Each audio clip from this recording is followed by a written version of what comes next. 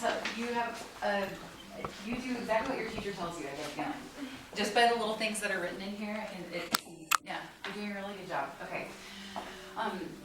You have a really good sense of phrasing and your pitch is good. Okay, I see that in there, your teacher said frog at some point, right? Yeah. And you were doing a really good job of doing that. But I think you need to go up just a tiny bit. I want you to start right here and go up more towards the balance point. It's just a little bit too low. I think you can comfortable and you get to count the string crossings nice and comfortable. Okay. Give it a try.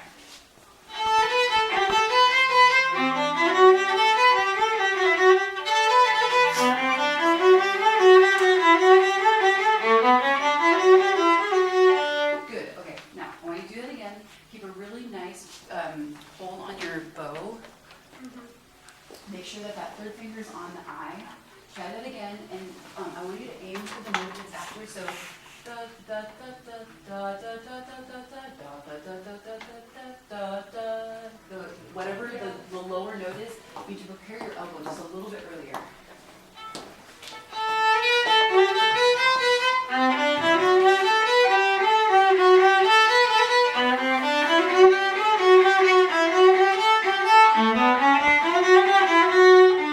Good. That was better. That got better as it went. Did you notice that? It got better. So you want to just aim. So feel like you don't actually want. You're going to put an emphasis on that going to there, like that. You're not actually going to bring it out more. But if you think of it that way, like if that's what your intention is, it'll help make it nice and smooth. And we want that to be nice and smooth, right? Yeah. Once we start from here, we want it to go all the way to there.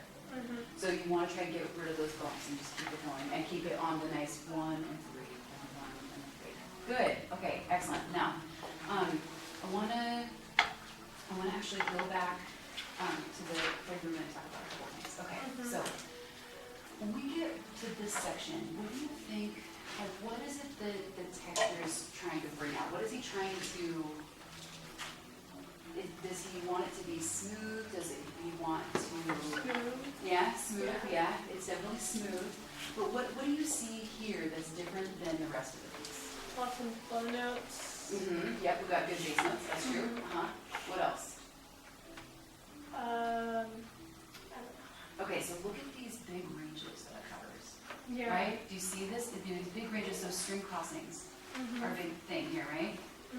So I would use a little bit different fingering because normally, so in Baroque fingering, what you want to do, Baroque and classical fingering, what you want to do is you want to generally use an open string. The longer we got to use on the field, we got to use whatever we can to get sound out, right? It's a lot more difficult to get sound out. So you want to utilize having, so the longer your string length, the more open your sound is going to be. Does that make sense? Like you climb up into third, fourth position, it starts to get more like muted sounding, right? Yeah.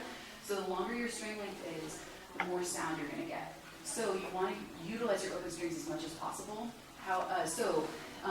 In general, you want to use open string. The one exception is if you have to change strings for that open string. Yeah. Does that make sense, right? However, here, because what he's looking for is the string crossings, I would play it open. Does that make sense? Yeah. Because it's so, like a lot of Vivaldi has like tons of string crossings, right? Yeah. So it's kind of the same idea right here. You want to have, so like right there, that would be a good spot for an open if you're in first position. Yeah. I don't know what position you're in right there. What about that one? That's first position. So open, right? Good. So you kind of get the idea. Yeah. I'm looking for, how about that one? Yeah, excellent. Good. So just to have that, you want to try to keep, even though you're trying to make it smooth, it's not that big of a deal, but it'll help it be more characteristic of the time. Yeah.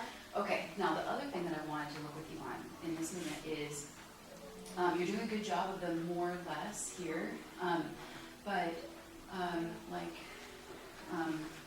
want you to think of this so every note either goes somewhere or comes from something. So da da da da da.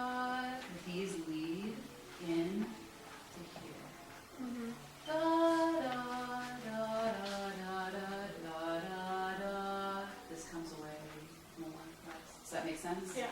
So everything you're thinking that way, it's either coming away or going to something. So especially you have to pick up the da da da da da da da da da. You see how that works? Yeah. Good, it'll help make it more interesting, especially for you. So this is also, would you say that there's a ton of contrast in this, or would you say it's relatively kind of the same throughout? There's some contrast. There's a little bit, but does it like, it doesn't have a sudden like, No. right part in it? Yeah, it stays pretty mellow throughout. So we really got to utilize dynamics. That's how we make a lot of classical and Baroque music really interesting, is with dynamics. So now, what are the 4 ways that you can play loud? Okay, so use more arm weight, closer to the bridge, so contact point. Bow hair use. Faster bow. Faster, And okay. faster bow. Okay. So what I want from you in this actually is just towards the bridge. So do you know who Primrose was? William Primrose? He Oh, was- yeah. Yeah. Okay. Super famous violist. And he was like one of the first. One of the first people to really make it as a violist. Yeah. Anyway, so he says that he made all of his living in like the like right there, like right next to the bridge. So I want you to really think about it. So what you're gonna do is what I talked about with that 3rd finger on the eye. Use that to carve your bow, so that you can bring the intention this way, as opposed to just down, or you turn it like this and it's still going down. You're actually gonna use this to help. If you use that 3rd finger, it'll help you send the music, send what you're playing to the bridge. Does that make sense? Yeah. So I want to pick a loud spot. We just have a minute. I want to pick a loud spot. I want to go from right here, and as you're doing this, start carving. It might get a little scratchy. You'll get used to how much you can push the boundaries on this instrument. But you do such a nice job. You have a great bow arm. Really great bow arm. It's great.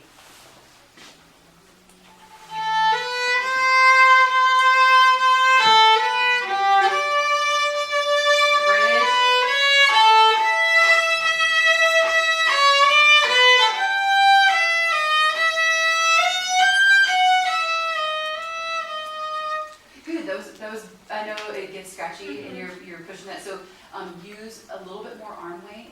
As you get closer to the bridge, you have to use a little bit more arm weight. It has to be pretty solid. So just figure that out. You'll get used to it. The instrument's okay. Like, it can handle what you're going to give to it. Now, the other thing too is whenever you have to slow, or you have to decrescendo at the end of the phrase, turn the hair and lift your arm up with your elbow like you're a puppet. Like you have a string that brings your arm up. Okay, that's how you're going to make that a nice smooth transition to the piano taking over to you, or for you. Does that make sense? Yeah. Good. Okay, I know I just gave you a lot. Really good job. Very good job.